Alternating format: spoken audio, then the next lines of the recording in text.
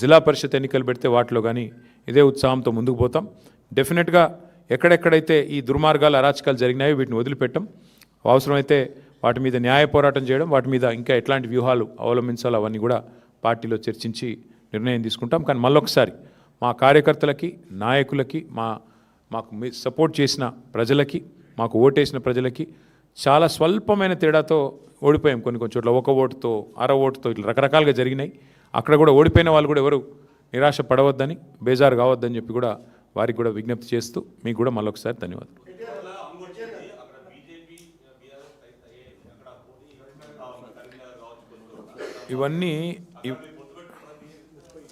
ఇవన్నీ బ్రదర్, ఇవన్నీ ఒక దగ్గర లేట్ల పరిస్థితి దాదాపు 30 చోట్ల ఉంది. కావాలంటే లిస్ట్ చదవమంటే చదువుతాయి. నాకు ఉంది ఎక్కడెక్కడ హంగు ఉన్నది అనే దానికి. ఇగో చదువుతా నేను.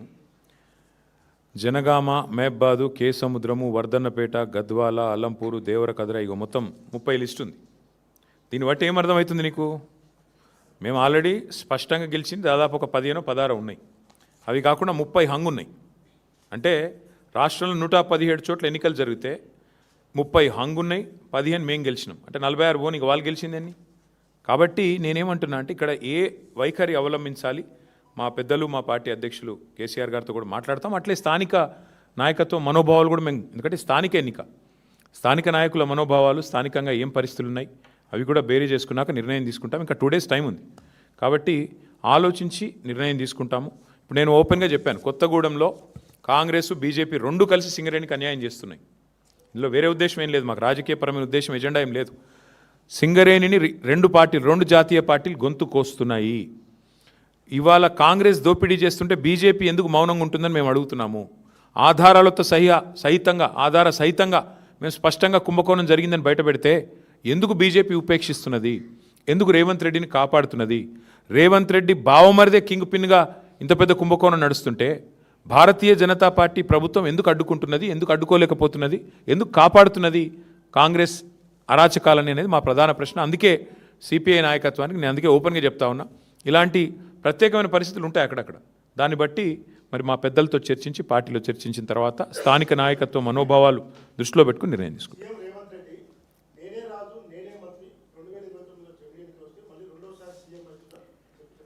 సరే అనేది చాలామంది అట్లా అనుకున్న వాళ్ళు ఇదివరకు చూడలేదా? తుగ్లక్ ఉండే ఒకడు, ఇక చాలామంది ఉన్నారు అసొంటోళ్ళు. అట్లాంటి పిచ్చి తుగ్లక్లు చాలామంది ఉంటారు. అట్లాంటి వాళ్ళు వస్తారు, పోతారు. ఎవ్వరూ పర్మనెంట్ కాదు. నేనే రాజు, నేనే మంత్రి అనుకున్న వాళ్ళు చాలామంది అట్లనే గాలి కొట్టుకొని పోయినరు.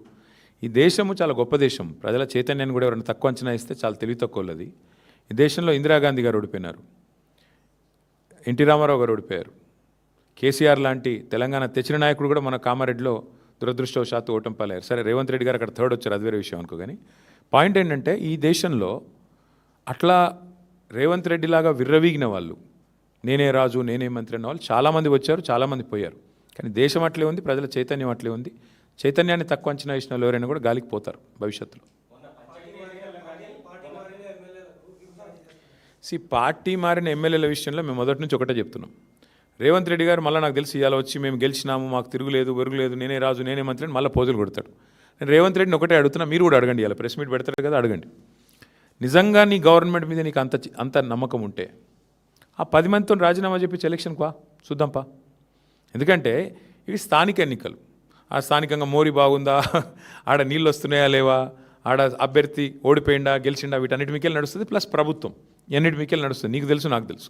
ఇప్పుడు బాన్స్వాడ్ ఉంది ఫర్ ఎగ్జాంపుల్ చెప్తున్నాను. నేను పోయి మొన్న ఆడ సవాల్ చేసిన పోచారం గారిని, రండి రాజీనామా చేసి రండి, భయం ఎందుకు? నిజంగానే బాన్స్వాడ మున్సిపాలిటీ గెలిచిన అంటది కదా కాంగ్రెస్, రా మరి గోదాలోకి రా, బాన్స్వాడలో రాజీనామా చేయి. ఒక పోచారం గారే కాదు, 10 మంది ఎమ్మెల్యేలు ఎవరైతే ఇవాళ కాంగ్రెస్ వాళ్ళు వాళ్ళ పార్టీలో చేర్చుకున్నారో, సరే స్పీకర్ గారు చేర్చుకోలేదని చెప్పి ఏదో సాంకేతికంగా చెప్తుండు. కానీ మీకు తెలుసు, మాకు తెలుసు, ప్రజలకు తెలుసు. అక్కడ ఎన్నికలకు రండి, రాజీనామా చేయండి, ఎన్నికలకు రండి, ప్రజలు చెప్తారు. 10 చోట్ల ఉప ఎన్నికలు వస్తే డెఫినెట్గా అదొక ఇండికేటర్ అవుతుంది. ఇక అక్కడక్కడ జరిగిండొచ్చు, అక్కడ లోకల్ కండిషన్స్ ఏందో నాకు తెలియదు, బట్ అక్కడక్కడ జరిగిండొచ్చు.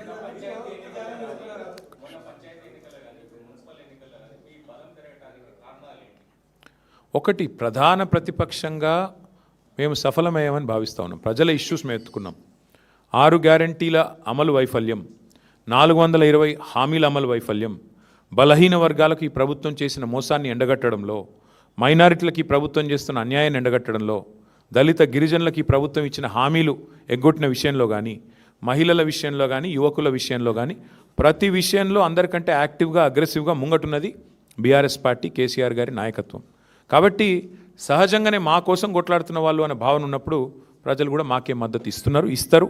ఇంకోటి ఇప్పుడు 2 ఏళ్ళకే ఇట్లుందంటే, ఇప్పుడే నేను మీకు చెప్పిన బ్రదర్, మళ్ళొకసారి చెప్తా ఉన్నా. 2020లో అంటే సరిగ్గా అప్పుడు మాకు కూడా ఎలక్షన్కి ఇంకా 3 ఏళ్ళు దూరం ఉండే. ఆ రోజు 130 మున్సిపాలిటీలో ఎలక్షన్ అయితే మేము 122 గెలిచినాం. కాంగ్రెస్ కేవలం 4, సింగిల్ డిజిట్ దాటలే. ఇక బీజేపీ 2, ఎంఐఎం 2. ఈరోజు మేము యాజ్ ఇట్ ఈజ్ 117లో ఎన్నిక జరిగితే మేము 116లో ఎన్నిక జరిగితే మేము డైరెక్ట్గా గెలిచింది 15, 30 హంగు ఉన్నాయి. దీన్ని బట్టి అర్థం చేసుకోవచ్చు మీరు ప్రజల ఆగ్రహం కానీ, ప్రజల అభిప్రాయం కానీ. జనరల్గా సర్వసాధారణంగా ఇప్పుడు మేము 32 జిల్లా పరిషత్లు 32 గెలిచామా ఆ రోజు? కార్పొరేషన్లు అన్నీ గెలిచినాం 10కి 10.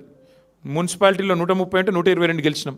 కాబట్టి ఇట్లాంటి పరిస్థితులు ఆ రోజు ఉండే. కానీ ఈరోజు ప్రజల్లో మార్పు, ప్రజల్లో ఎంత వ్యతిరేకత ఉంది ఈ ప్రభుత్వం మీద అన్నది ఆల్రెడీ బయటపడుతుంది. అందులో మళ్ళీ ఇన్ని అక్రమాలు, ఎత్తుకపోవడు, గుంజుకపోవడు, మళ్ళీ చేసిందే చేసి మళ్ళీ కాంగ్రెస్ గెలిచేదాకా కౌంటింగ్ చేయించుడు. మా వాళ్ళని ఇప్పుడు ఈ నిమిషానికి మా ఆరూరు రమేష్ ధర్నా చేస్తున్నారు అక్కడ పోలీస్ స్టేషన్ ముంగట. ఎన్నో జరుగుతూ ఉన్నాయి. గద్వాల్లో మా వాళ్ళు ధర్నా చేస్తూ ఉన్నారు. కాబట్టి ఇన్ని జరిగినా కూడా ఇట్లా ఉంది పర్ఫార్మెన్స్ అంటే దీన్ని బట్టి మనం మా శ్రీనివాస్ యాదవ్ గారు నిర్ణయం చెప్పిండు. అందుకే అధికార పార్టీ 80-90% గెలిస్తేనే గెలిచినట్టు, లేకపోతే అదేం గెలిపాయని నిర్ణయం చెప్పిండు. నేను కూడా మళ్ళీ అదే ఉటంకిస్తున్నా.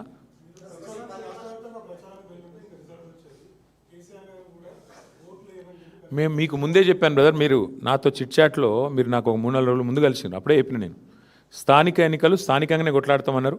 నేను ఒకటి జిల్లాకు 2 జిల్లాలకు పోయినా, వరంగల్ పోయినా, నిజామాబాద్ పోయినా తప్ప ఎక్కడ పోలేదు. మిగతా నాయకులు కూడా ఎవరి జిల్లాలో వాళ్ళు ప్రచారం చేసినారు, ఎవరి క్షేత్రంలో వాళ్ళు. స్థానిక నాయకులు స్థానికంగా స్థానిక సంస్థల ఎన్నికల్లో కొట్లాడతారు, అట్లే ఉంటాయి. కాబట్టి ఇందులో రాష్ట్ర వ్యాప్త ప్రచారాలు, విశ్వవ్యాప్త ప్రచారాలు ఏమి ఉండవు బ్రదర్, దాంతో ఏం ఫరక్ పడదు. ఆ రోజు మరి అట్లంటే కేసీఆర్ గారు కానీ, పార్టీల నాయకత్వం కానీ 140 చోట్ల జరిగితే ఎన్నిక, ఒక్క నియోజకవర్గానికి కూడా పోలేదు, ఒక జిల్లా కూడా పోలేదు మేము. కానీ గెలిచినాం కదా. పర్ఫార్మెన్స్ బాగుంటే గవర్నమెంట్ది ప్రజలు ఆశీర్వదిస్తారు.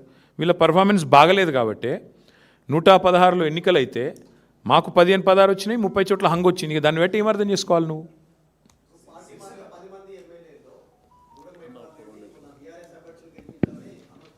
ఒక్క నిమిషం మిగతా విషయాలు శ్రీనివాస్ యాదవ్ గారు చెప్తారు. ఒక్క నిమిషం. ఎల్లుండి అవతల ఎల్లుండి ఉంది కదా. ఇప్పుడు